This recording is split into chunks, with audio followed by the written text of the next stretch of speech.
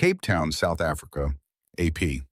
South Africa's new special envoy to the United States is already under scrutiny for calling U.S. President Donald Trump a racist, homophobic, and narcissistic right-winger in a speech in 2020.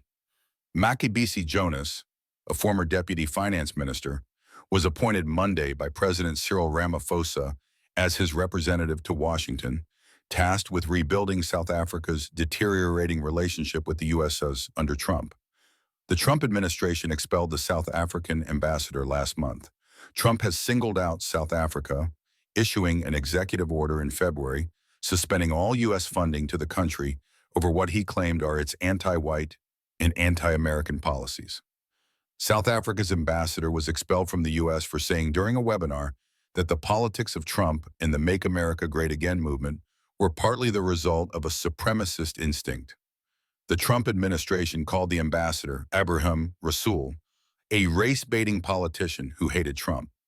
South Africa hasn't named a new ambassador. The new South African envoy's speech criticizing Trump in his first term was delivered on November 8, 2020, 5 days after the election where Joe Biden defeated Trump. His comments have been circulated in the media. Right now, the U.S. is undergoing a watershed moment, with Biden the certain winner in the presidential race against the racist, homophobic Donald Trump, Jonas said. How we got to a situation where a narcissistic right-winger took charge of the world's greatest economic and military powerhouse is something that we need to ponder over. It is something that all democracies need to ponder over. Jonas was delivering South Africa's annual Ahmed Kathrada lecture, where public figures are invited to give a speech for the foundation of Kathrada, one of the anti-apartheid activists put on trial by the white minority government in the 1960s and imprisoned alongside Nelson Mandela. Jonas's speech largely focused on inequality, the impact of the COVID-19 pandemic, and promoting the ideas of globalism and international trade.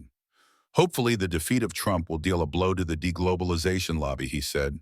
There was no immediate comment from him or the government over those remarks.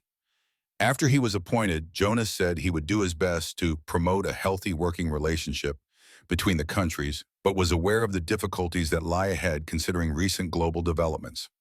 South Africa has been a prime target for Trump's criticism.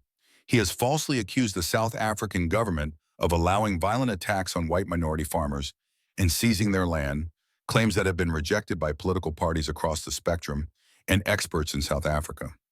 A new land expropriation law does allow the government to expropriate some land without compensation as long as it's in the public interest.